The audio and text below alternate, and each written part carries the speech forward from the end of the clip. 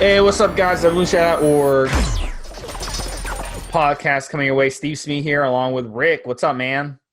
Hey, what's up, Steve? What's up, guys? Guys, we have number 288 of our podcast.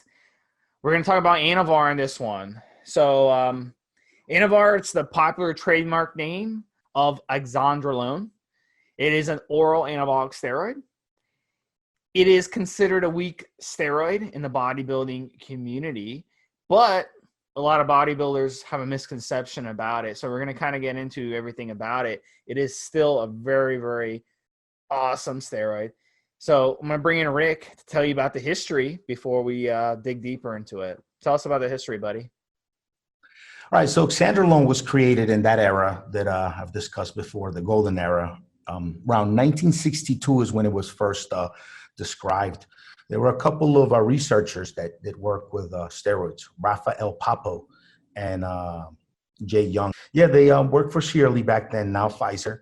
And they basically created oxandrolone. In 1964, it was approved for pharmaceutical use, it seems like. And the drug was prescribed to promote like regrowth and muscle when there was a issue with weight loss and treatment, for AIDS patients and things like that. It is still available for our prescription in the US. It is one of very few steroids that are still allowed to be prescribed by a doctor if he feels he's got a good reason to. And it's been used for a long time. It's been used since 1964. And it's always been used as a cutter, and it's probably the one and only steroid that any woman should think about using if she wanted to use steroids, because it's so mild. It has all of the good muscle building effects of other steroids, but it won't give her a lot of virilization that the other steroids do. So that's it, man. It's still being used today since 1964. It's about it on the history on it. All right, guys. So let's talk a little bit about the administration of Anavar. Although some sources may attempt to do it in a suspension form, injectable forms of Anavar are extremely rare. I may have seen it from one or two UGLs, but it doesn't sell well that way. So 99% of the time, it's going to be found as an oral anabolic steroid. So let's talk about a little bit. It is considered very anabolic, but not very androgenic. The ratio is 450 anabolic and 24 androgenic. Now, those are just ratios on paper, guys. It does not translate to real life. But in this case, I would say it's probably twice as anabolic than testosterone, and very, very little androgenic. So that's why a lot of women like to use it, and we'll kind of get into that later. So how does Anavar work? Anavar is part of the DHT dihydrotestosterone derivative family. It's got a added atom, which is replacing the carbon 2 in the A ring. So that causes the anabolic boost in the steroid. And it also prevents any metabolic breakdown. So it's great for preventing muscle wasting prevention. And it has tremendous benefits for in the medical community, but also especially with bodybuilders, where you're going to get some nice rock hard anabolic results, vascular, dry muscle, lean mass. Now, one of the other things about Anavar that you may not be aware of is that it has the ability to avoid being destroyed by the liver because it has a methyl group addition. So it is a 17 alpha alkylated compound. So there is liver toxicity with it. A lot of people don't think that is. So you definitely want to be using your N2 guard when you're using the Anavar so you don't get a strained liver on it. One of the other things that's really cool about it is its ability to decrease the glucocorticoid hormone. So those are nasty muscle wasting hormones like cortisol. And what those do is they kind of eat away at your muscle and prevent you from building a lot of muscle as kind of the body's way of balancing things out. So it's gonna help with that. It's gonna help with nitrogen retention in muscles like all anabolic steroids do. It does that very well, specifically. So all in all, guys, when you take Anavar, you're going to get a very anabolic effect in the body. So it's going to make it easier for you to build nice, clean, lean muscle mass. Rick, what have been some of the benefits that you've noticed on Anavar over the years from yourself and your clients? I got to tell you, I don't have a lot of personal experience with Anabar. I didn't find much of a place in using it when I needed something. I've had tried it for sure. Um, I will say experience, just collective experience from everything I've seen. Anavar is one of those steroids that a lot of people like, a lot of the newbies like. There's some guys that have great genetics and all they'll do is just Anavar, these Anavar only cycles and leave it at that. It's very mild. I think because you don't feel the side effects on it, but you can see the results on it. It makes a lot of guys overdo it. They'll go up there, 80, 100 mgs a day, because at that point you're damaging your liver, but you're not gonna notice it every single day the way you would if you were doing, say, that much Dianabol or that much Winstrol, even anything else. The side effects on it are pretty mild, so people tend to abuse it. It will wreck your cholesterol levels, so that's something to be on the lookout for. I think Anavar may be one of the most abused steroids out. Some women stay on Anavar way longer than 6 weeks because they're not worried about post psychotherapy and things like that. They'll just stay on it indefinitely almost. I know someone who's been on it for months and months and months and months between competitions. So it tends to be, I think, abused because it seems to be so side effect free when you're taking it. Yeah, I mean, I personally, for me, I always would rather use something like Turinabol, like T-Bol, and be done with it, or an injectable and be done with it. Anavar just seemed to be real expensive, and I had to get up to about 60 mgs a day to really kind of for it to compare to what I'm looking for, when I'm taking Turinabol. But then again, I'm real strict with my diet, so maybe with really really good diet, to me, Turinabol was cheaper and worked better than Anavar did, right? With really good strict diet. Maybe someone who wasn't as good in their diet might have found a different result, and so they'd want to use Anavar instead, I guess. But just to me, I was actually also having a conversation with a competitor a couple of days ago at a gym. Dude competes, and he tells me that when he's in contest prep, he tends to hold a lot of liquids, and he's tried everything from Turinabol down to everything. He says Winstrol and Anavar work great for him not to hold so much liquid up to competition, and he's doing his oral. But when he makes his joints feel pretty bad, and he's had some bad experiences with injuries going up to competition, so all he does is Anavar because he says it helps him stay pretty dry when Turinabol didn't or Winstrol didn't. So this is just something someone reported to me. I was talking about specifically this, oral steroids for running up to competition, and Anavar we discussed, and he says this is all he does, and he's been competing now for some 7-8 years now. So there is some truth to that, what that guy is noticing, because Anavar does do something kind of interesting when it comes to fat burn. It actually has been shown in studies to have a direct lipolysis promotion. So one of the ways it does that is it reduces thyroid binding globulin. So it makes your thyroid perform better. Another way it does this too is by boosting your metabolic rate. But look at the guys. I mean, if you're 20% body fat and you hop on Anavar and you think Anavar is going to shred you up and you're going to look like Connor McDavid overnight, it's just not going to work. So you really got to already be lean to really get the benefits from it.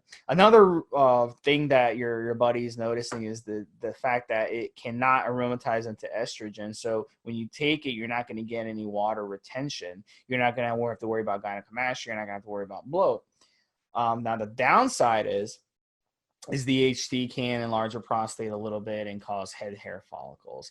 So if you abuse Anavar, I mean, we're talking, if you use 75 milligrams or 100 milligrams or 150 milligrams like some guys do, then those kind of issues can really come up. But Anavar, though, if you use it properly, those issues will be kept to a minimum because, I mean, you're really not supposed to use liver toxic orals for a long period of time anyway. The last thing that Anavar does really well too is it binds to sex hormone binding globulin, SHBG. So that will actually make your steroid stack even better. It's going to make the other steroids work better in your stack. So that's a good reason why really that Anavar should be stacked. And Rick mentioned some of the dosages earlier. I think for women, a dosage of 5 to 10 milligrams a day is ample. I think for men, a dosage of between 40 and 60 milligrams a day is pretty ample. So you can go ahead and talk about what the best things to stack Anavar with, Rick. Anavar is a really good stack with a lot of different steroids out there. Now, most guys using Anavar are either looking to cut or they're looking for lean gains, not bulking, right? So good cutting stacks on Anavar. Anavar Winnie. You know, a lot of women might use that coming up to competitions. That's a really, really good stack. It's strong. Anavar and test. Anavar works great. You're going to be able to utilize that test much better, much more free test. If you're looking for like lean gains, really good lean gains, Anavar and Primobolan, those two are pretty damn good for good, hard lean gains. They won't come on really fast and quickly, those gains, but whatever you gain, you will keep once you come off this stuff, providing, you know, you post-cycle off properly, make sure you run a full post-cycle, HC Generate ES, guys. I'm plugging my products. So, yeah, just make sure you are, and also diet. You know, Anavar works great. Like you mentioned, Steve, fat loss, all these things, with good diet, good, nice, clean diet. To me, that's always made the difference. You know, no matter what I was injecting, my diet was clean. If I had a good program that fit my goals and my needs and was kind of tailored what my body likes to do and how my body likes to refeed, and that's it, man. Diet is so really important with Anavar. I can't stress that enough. It's one of those steroids where if your diet is clean and you're eating the right amounts and good clean stuff, I mean, you're going to make some really, really good changes on it. If your diet is not on point, or if you're trying to bulk with it or something weird like that, you're probably going to be disappointed. You might want to go down the line and use something else. So guys, the half-life of Anavar is about 8 or 9 hours. So twice a day dosage will be perfectly fine. A lot of guys like to do a dose in the morning and a dose in the evening. When you take the N2 guard with it, you want to make sure you spread the N2 guard out. You don't take the N2 guard within 2 hours of a dosage of an oral. Correct, Rick? Yes, guys, N2 guard. If you're going to take N2 guard, make sure that they're not in the gut with the oral steroid at the same time. Ideally, you'd want to take your steroids on and as empty of a stomach as possible, and you'd want to take your N2 guard with meals. So you can take, you know, you need about 7 capsules of N2 guard every day to run the program. So you can just do about 5 in the morning, all 7 if you want with breakfast in the morning. If you're eating 6 meals a day, if you're intermittent fasting, obviously you want to have your N2 guard with your first meal in the afternoon, whatever it is. And then your oral steroids, you want to have sort of an empty stomach. You know, if you're going to do AM cardio, I would slam my first orals of the day with my big jug of water before I did my 20-minute cardio session. You know, that's a good spot. And then if you're doing 6 meals a day, then a bit later after your cardio, you'd eat, and then you have your N2 guard. So you don't want to have them in the gut at the same time, because those orals are you're just not going to feel like they're doing anything.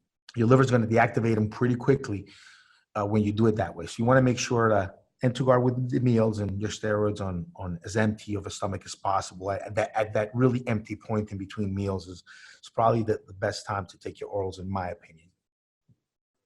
All right, guys. So let's talk about some of the other side effects. You know, it is, even though Anavar is a mild steroid, doesn't mean you should disrespect it and think that you can just abuse the shit out of it. So like all anabolic steroids, Anavar is going to be suppressive. So your pituitary glands are going to shut down when you take it. They're not going to produce the LH and FSH, and your Leydig cells aren't going to function. So when you take Anavar, you'll notice your balls probably will shrink, and that's because your Leydig cells aren't getting stimulated anymore.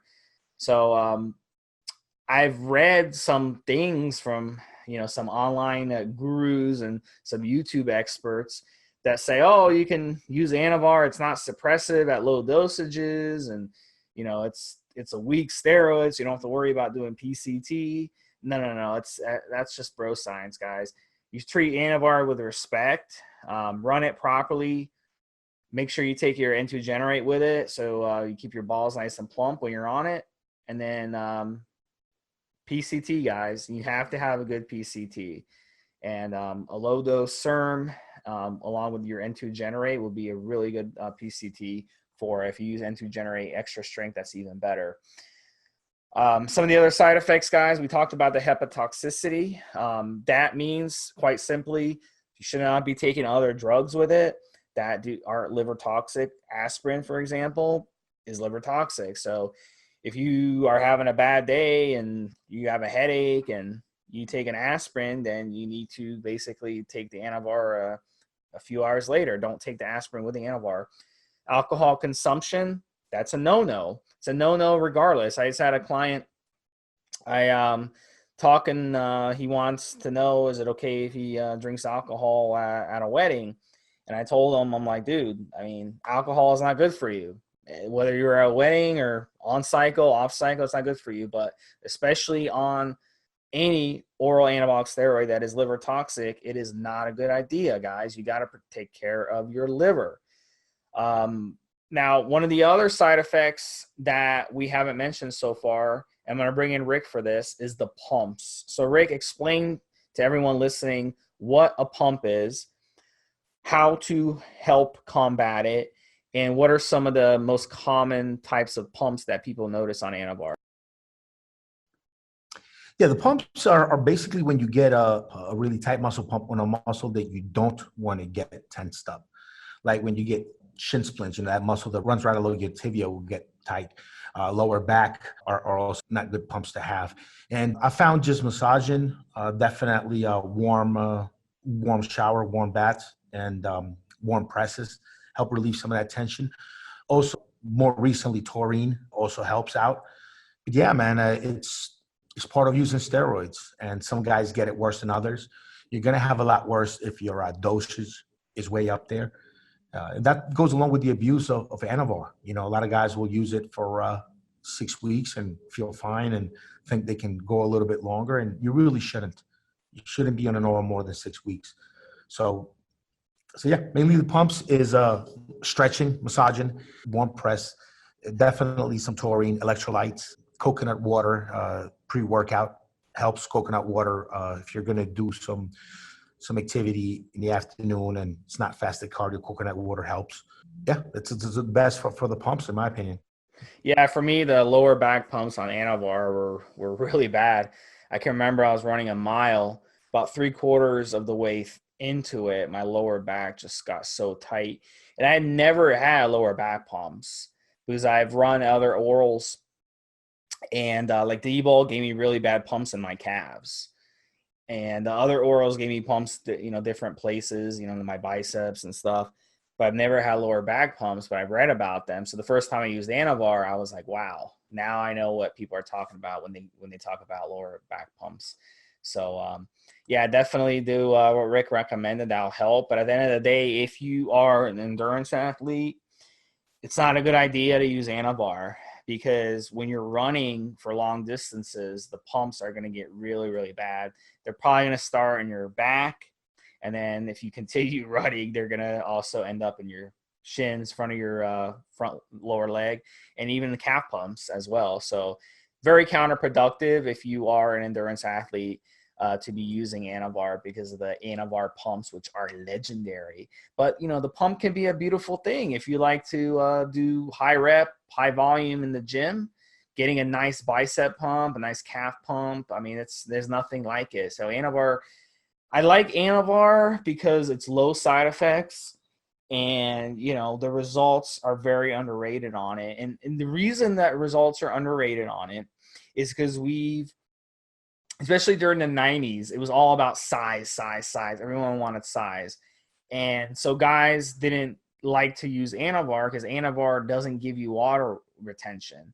So guys are like, this shit's garbage. I only gained 4 pounds on my Anavar cycle. Well, those 4 pounds you gained were good quality 4 pounds. And if you look at a picture of yourself before cycle and after cycle, 4 pounds of good, clean muscle is a huge difference versus taking something like D-Bowl and putting on 10, 15, 20 pounds of mostly water weight and bloating up like a pig. So, hey, that's my opinion, guys. It depends on your goal. Some guys just want to get big. Some guys want to just bulk up.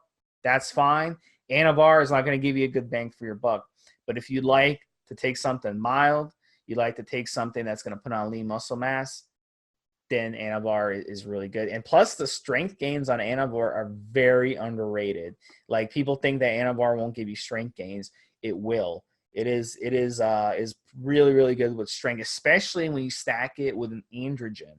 So if you stack it with testosterone or if you stack it with tren, those androgenic compounds stack really well with it and will give you a good strength boost in your cycle.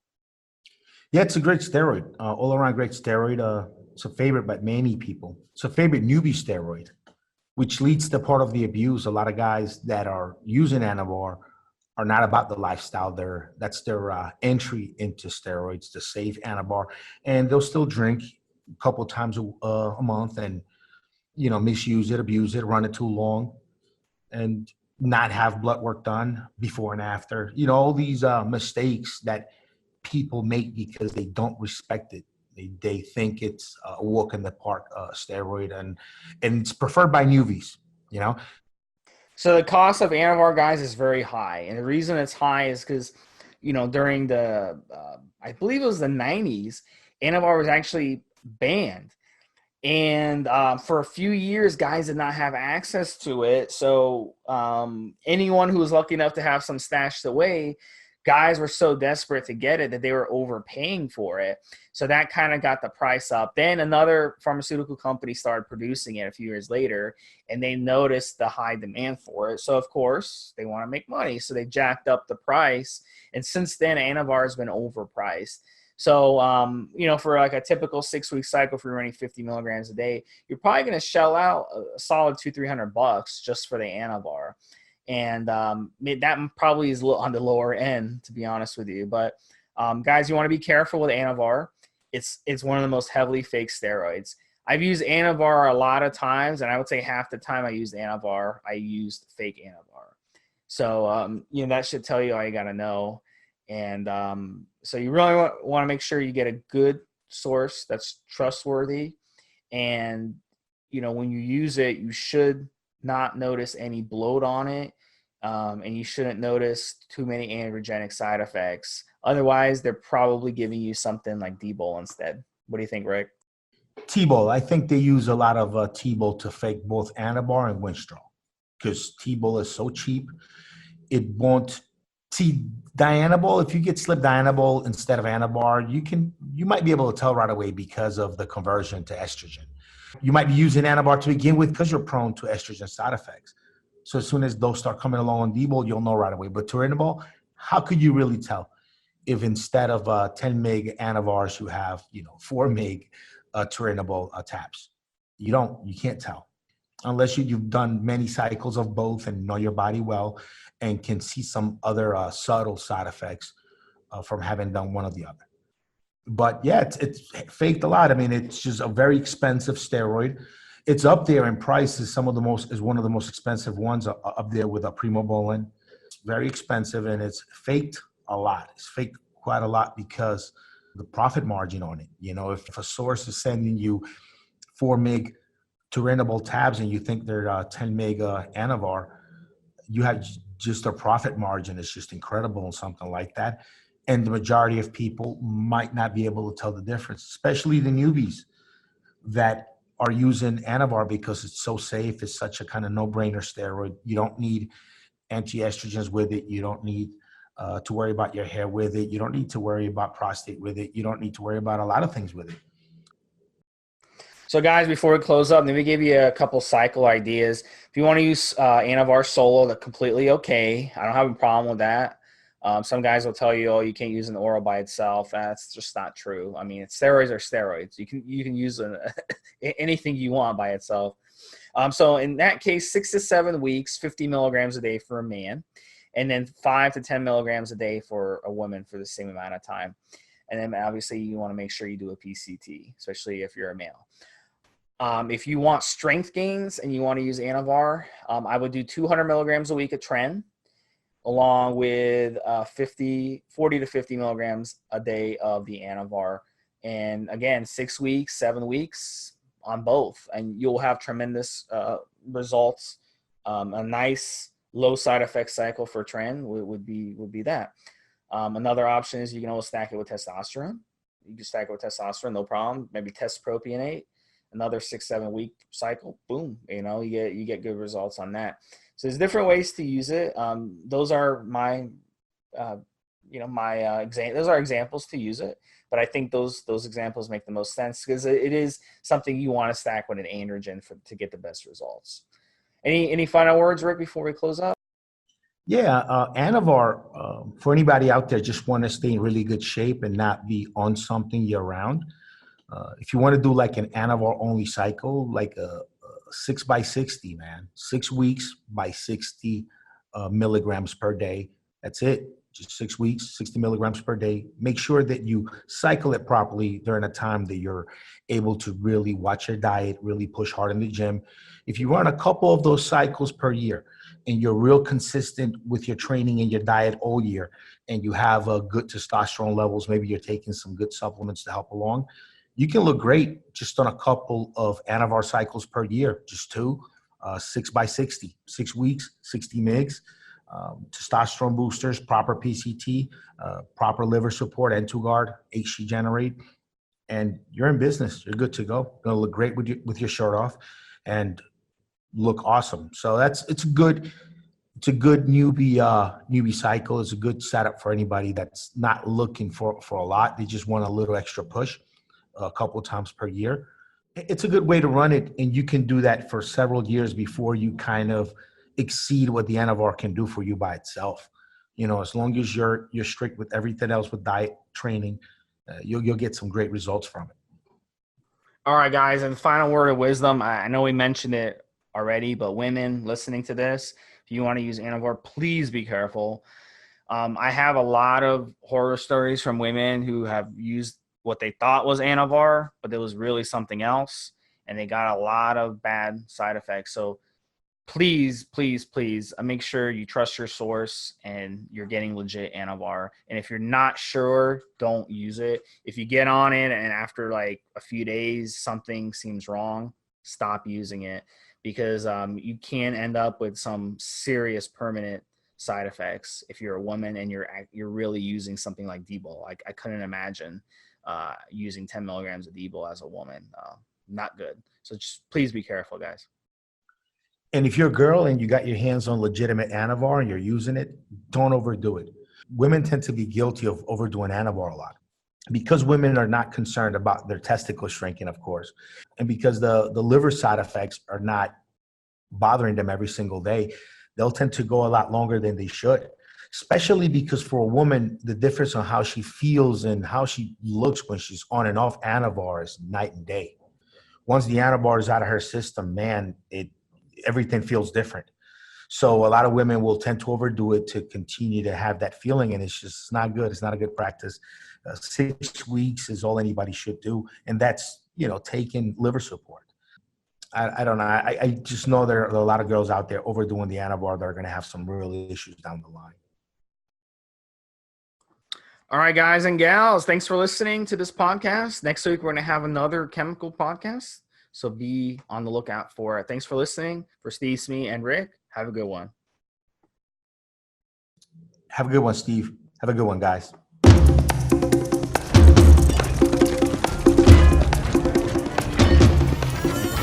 Guys, this is the required legal disclaimer. We are only sharing our experience from years of steroid use. We are not doctors, and none of what we say should be regarded as medical advice. Always check with your doctor before taking any drugs or starting any training program.